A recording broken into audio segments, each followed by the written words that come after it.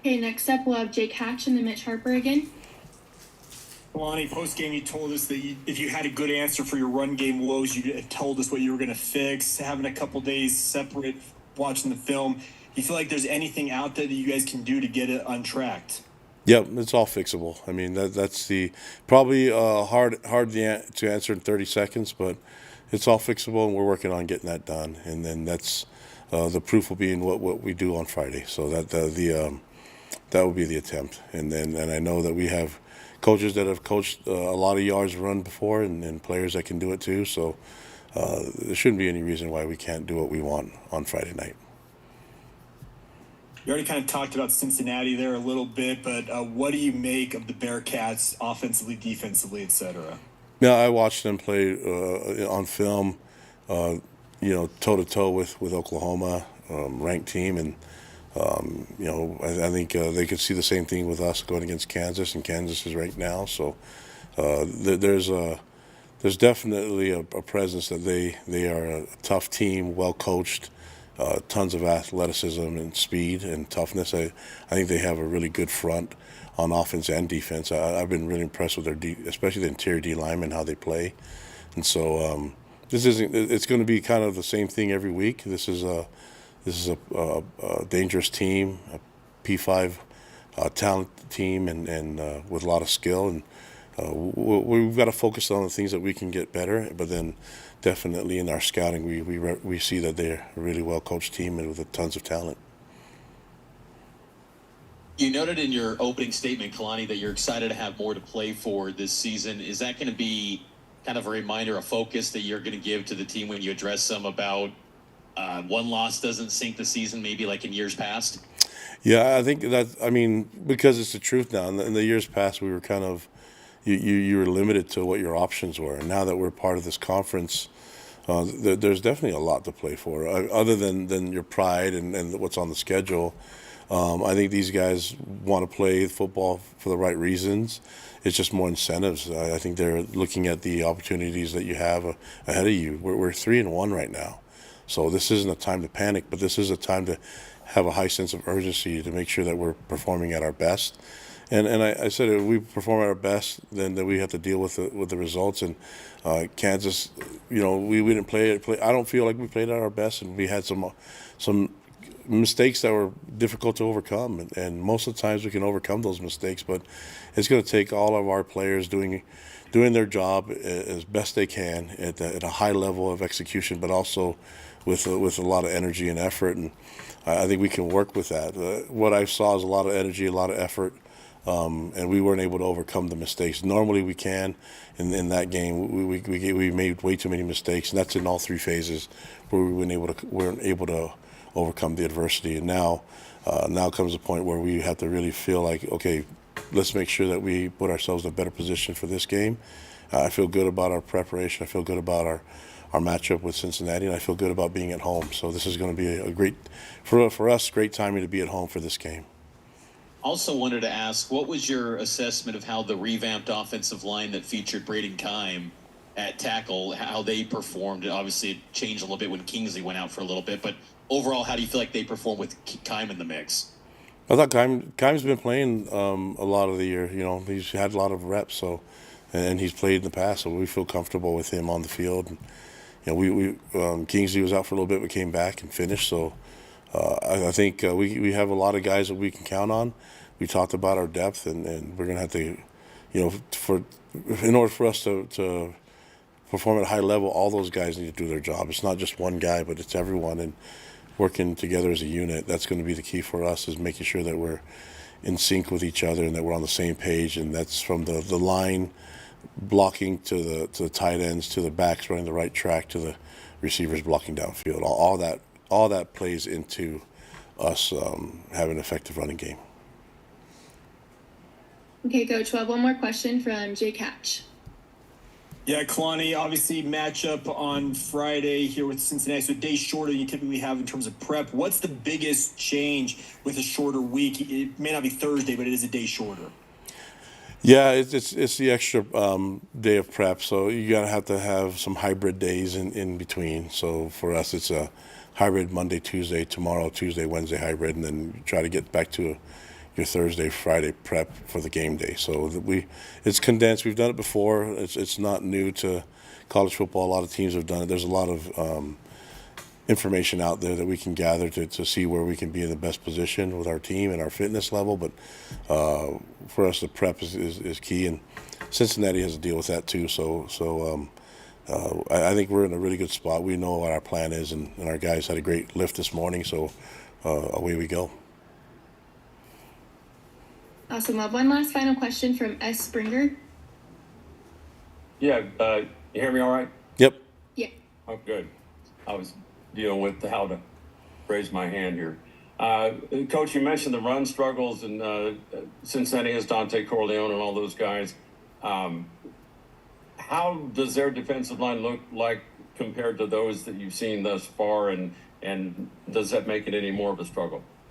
Oh yeah, it's definitely a struggle, and I mean, you talk about Corleone. He's a presence on the line of scrimmage, and they even use him on offense. And so, for us, it's being assignment sound, but that for us is making sure that we're on the right people, we're blocking the right people, and then the physical part of the game will take care of itself. And so you can see that the physical presence of that front seven, especially that D line, for Cincinnati is going to be a tough matchup, but I like it. You know, for us, we want to play against the best. This is going to be one of the better fronts we've seen all year long, and so we have to be ready. I mean, you look at the way they defended Oklahoma, who's a high-power scoring offense, and they held their own. So this is we have a lot of praise and appreciation, respect for them, but we need to make sure that we're ready for that game and we're ready for that front. They're going to be really physical, and we've got to be able to match the physical part of it and see how we match up overall.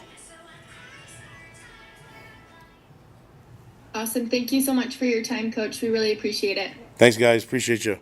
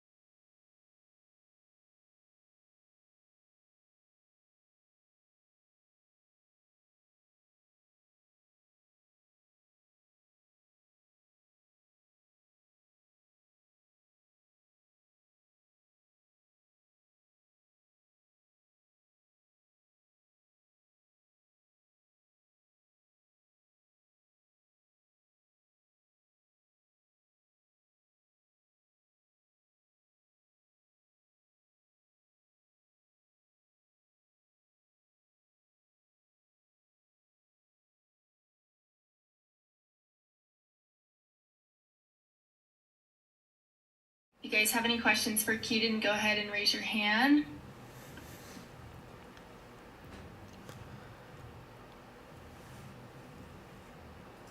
All right, let's go ahead with Jay Drew. Hey, Keaton, you can always tell a lot about a team and kind of their resolve after the first loss of the season. How would you say, what was the vibe of the guys, the kind of the morale on the way home, and then as you kind of reconvened this morning? Yeah, I mean, it's obviously unfortunate and no one's happy about it, but I think we got a really tough team here. We've battled through a lot of adversity already early in the season. Again, although guys might have been a little bit more down, I think that's something Kalani even talked about in the locker room is, being tough is you be able to handle adversity. And I thought, while guys might have not been happy on the flight home, thought guys were doing their best to kind of keep their resolve and stay tough. And this morning too, you got to move on and focus on the next week. You can't let one loss lead to multiple. You got to move on and put an end to it and get a win the next week. After watching the film, just anything kind of stand out to you from the Kansas game maybe that you could have done differently or that you thought worked really well? Yeah, again, there's always things you can do differently. I could pick up a handful of plays and say I could have done this better and make a better read decision here. I think everyone could probably do that. But again, I think there were still a lot of good things, and I think we made progress in a lot of areas. And some areas we need to improve on a lot. Obviously, the run game's something we need to improve on, but that's beyond the O-line. As a perimeter, as a quarterback, I need to make better decisions in the RPOs. As running back unit, we know we can hit holes better at times, and it falls on all 11 of the guys. It's not just on one unit or one group in particular.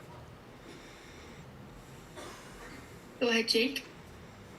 Yeah, Keaton, day shorter in terms of preparation this week as you welcome in Cincinnati. What changes for you in terms of having just one less day? Yeah, it just kind of expedites the whole process. I need to watch more film earlier in the week, especially yesterday. Need to get treatment and watch more film yesterday, whereas usually have more time throughout the week. But they're a day shorter too, and it's only one day. It's not like we're doing anything crazy here. So I think the biggest thing is just getting your body right and getting your rehab in and getting your body physically prepared and mentally prepared too with a little bit less preparation time. There's been some made with BYU fans about day games versus night games for you guys and your records and such. Do you have a preference on when games are played, or do you care?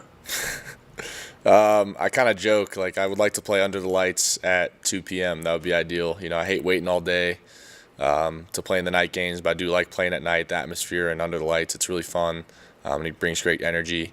And same thing to the contrast. I like day games because you don't have to wait in the hotel all day, but I would like to play under the lights too. So there's kind of positives and negatives to each, but I know that, here, especially the atmosphere and stuff, it's great at night, and I know guys and the fans are really excited to play under the lights at LES. Let's put you in a dome is what we got to do, I guess. Yeah, probably. Thank you. Go ahead, Sean, and then Mitch. Yeah, Keaton, kind of turning the page and moving forward to Cincinnati a little bit. I know you probably haven't done a full deep dive study on them, but is there anything that kind of just jumps off the page at you watching them just casually, or the few clips that you have? And maybe I could posit one. They seem to have a really good defensive line in particular. They've got a lineman that they call the Godfather because his name's Dante Corleone. So maybe that's one. But is there anything else that kind of just jumps out about them? Yeah, I think they're just they're really physical defense. I think that's the first thing that kind of sticks out to me.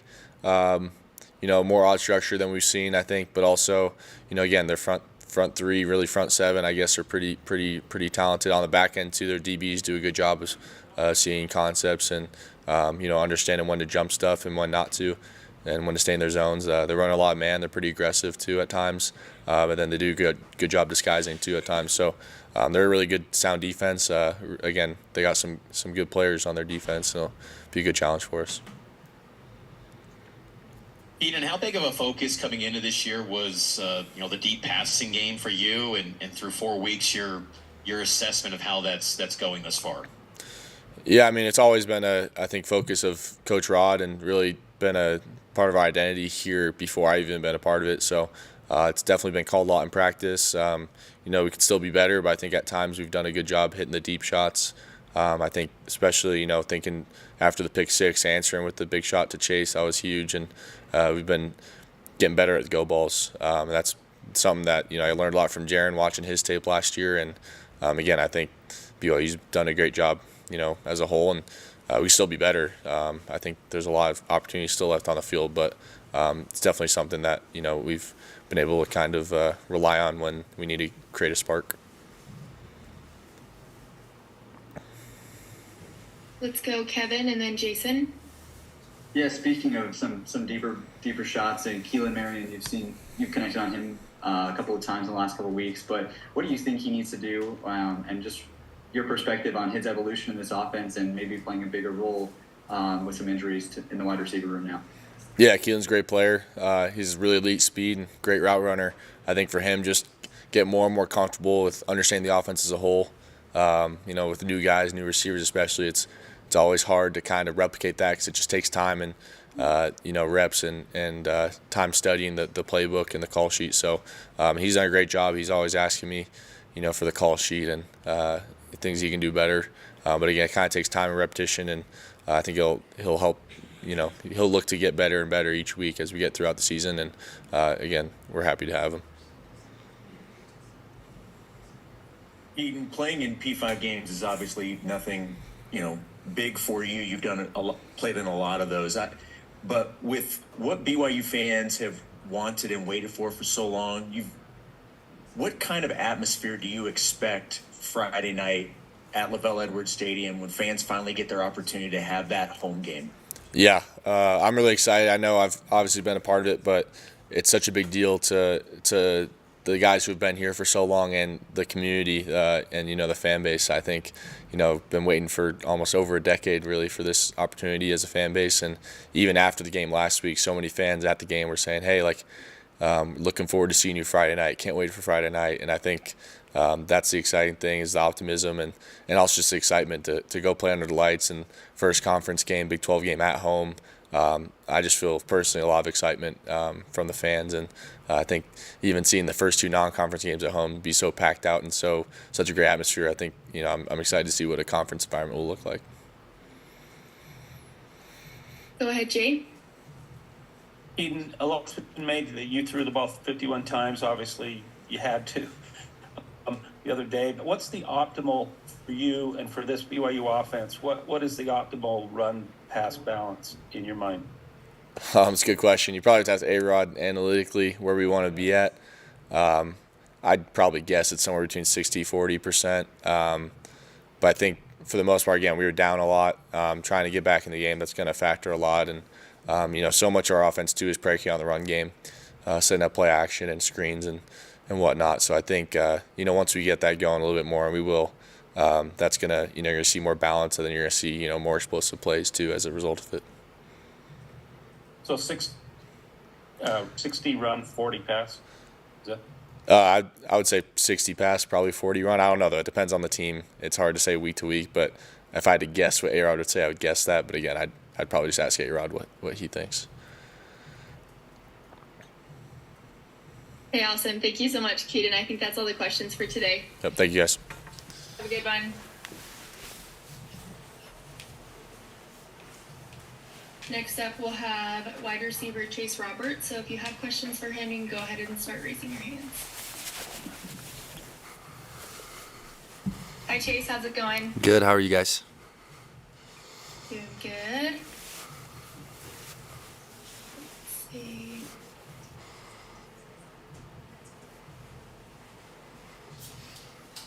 All right, let's go ahead and start with Jake Hatch. Chase, I wanted to ask you, in terms of your guys' response during that game, Keaton just referred to the 50-yard bomb you guys threw immediately after they had scored that touchdown, and he liked the fact that you guys were fighting back in this game. After a couple of days thinking back on that Kansas game, what are your takeaways? Yeah, I think we fought. Obviously, we want to win. And I think the biggest takeaways was we just need to balance out, the way we play and our offense, and be able to be a threat in all situations, in all facets. Our defense played great, and I think just honing in this week on being able to be a threat everywhere, and having, the confidence to just to be able to do whatever we want. And that's the goal, obviously, on an offense, is just be loose and be able to play. And we, as wide receivers, need to step up as well and be physical on the perimeter, being able to do those jet sweeps, and just being able to hit on all cylinders. When the run game has struggled as much as it has been so far this year, do you guys take any extra pressure on yourselves as wide receivers to produce? You just want to go play. I feel like we've had big bursts of moments, showing that we can run the ball, and we have the linemen to run the ball. We have the running backs, and so I feel like once we get that going, which we will, and hone in on this week, then we're just gonna go play ball. No unnecessary pressure for any position group. But we're gonna throw the ball. We're gonna still go deep with it. We're gonna hit the short passes, and we're gonna run the ball really well this week. And it's gonna be fun to get down and get all those going this week in practice. Awesome. We'll go Jay Drew and then Kevin Reynolds. Hey, Chase, from the time, you guys found out that Keaton Slovis was transferring to BYU until now, has he been as good as advertised? How would you say he's kind of performed according to the expectations of the returning players? Yeah, I think better than advertised. The kid's a stud, player and off the field. I feel like that's the biggest thing that stood out to me when he came in.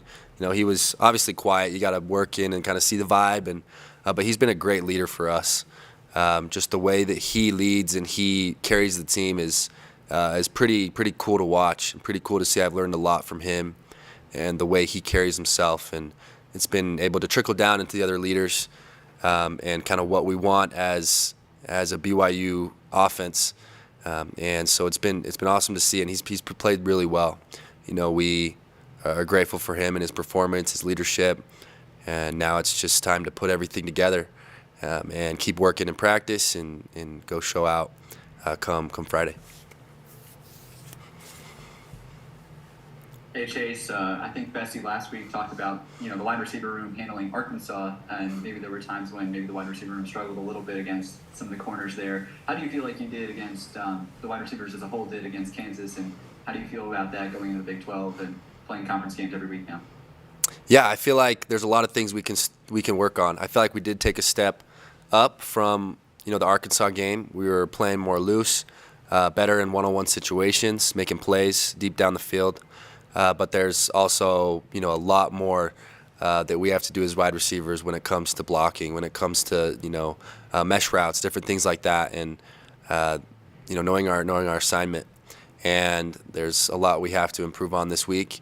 And Cincinnati's a great, man offense or man defense as well. They're gonna, come. They're aggressive, especially the corners. So it's going to be another challenge and another opportunity to go show that what we can do as receivers and what we can do as an offense. Got a few more questions for you. Let's go Jason Shepard and then Jay Drew. Case, with this being a matchup against another one of the newcomers for this season, is there any sort of friendly rivalry? Do you pay some attention to the other new schools just to kind of see how they're doing? Is there any sort of friendly rivalry that way, do you think? I haven't seen any friendly rivalry between them, but I mean, honestly, I forgot that they were one of the new schools that came to the Big 12. But I think we're just, obviously we want to be a team that has great sportsmanship and that plays with sportsmanship every game, no matter who the team is. So we're excited I know we're both fired up, both us and Cincinnati, to go play, and it's going to be a battle. Hey Chase, getting back to Keaton a little bit, you can kind of tell what I'm working on here. But what has he done anything that's kind of surprised you, or maybe personality-wise, or just leadership-wise, where you didn't see that coming? Like and you kind of like illustrates what he's all about. Anything like that happened? Yeah, when he first came in, I felt like he was a more laid back, like kind of let everyone else kind of talk, and I feel like he's surprised me in a way of like getting us fired up before games. Like he'll be the one to gather us up, like let's go, like start yelling and getting that fire. Even mid game, he'll get the team together and get us riled up and ready to go out and go score. He's always positive. And, I knew he was a great player. I watched him before at USC and Pitt. But that's what surprised me the most is his, drive to win games and to be a fiery leader, going out and not losing any confidence, but keeping everyone up. Awesome. Thank you so much, Chase. That's all the questions for today. Okay, thank you guys. Have a good one. Go Cougs.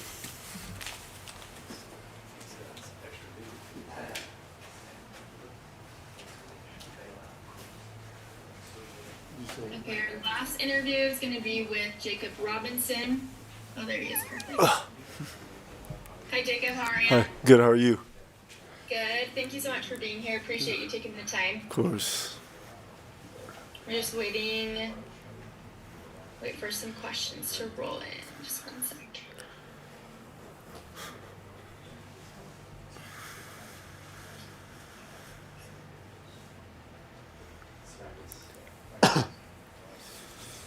Go ahead, Jake Hatch. Yeah, Jacob, in the first half, you guys limited the offense for Kansas to 7 points, but in the second half, they really got rolling on offense and obviously made life more difficult for you guys. Rewatching the tape, kind of what's your overall feeling? What changed in that second half, in your opinion? I'd say we lost. I feel like the juice just. I feel like everyone wasn't as excited as we should have been. I think that just comes with the team. Players has nothing to do with the coaches. It's just the players ourselves. So, yeah, just the juice. What'd you make of Jalen Daniels as a quarterback? You faced two very good quarterbacks in back-to-back weeks. Yeah, he was a great player. He really good at scrambling, and he could just make plays. So, I thought he was a really good player.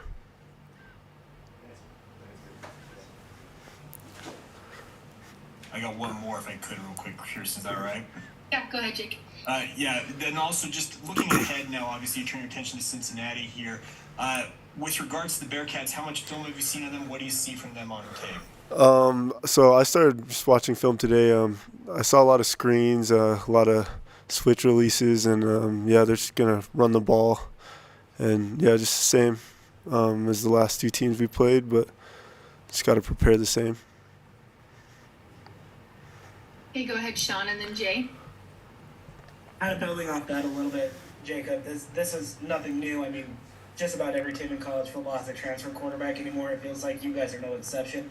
But with Cincinnati's got a pretty decent transfer quarterback as well. As you're studying these guys, do you study both like their previous stop as well as their new stop? Or by this point in the season, are you pretty much exclusively looking at kind of what they're doing in that system, in that offense? Yeah, I just think whatever our coaches want us to do, with quarterback, you just like to read their like 3-step drops and just how the release is.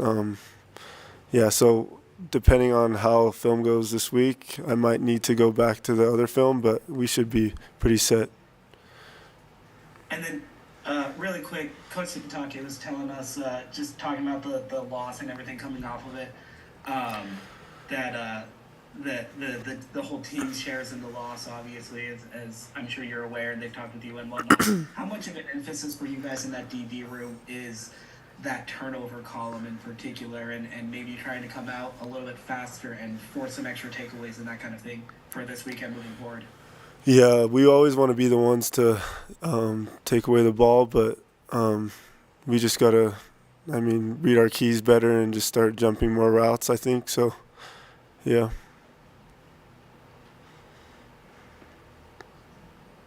Hey, Jacob, from a defensive guy's perspective, you look across when you're practicing or whatever, fall camp, what do you see out of Keaton Slovis as far as what he's kind of brought in terms of leadership and kind of swag to that offensive group? Yeah, Keaton, he's a great player. He'll, I don't know if you guys saw, but during the game he was rolling out left and threw it back right to Chase. So I've seen him do that a bunch of times. He's always just making plays, and yeah.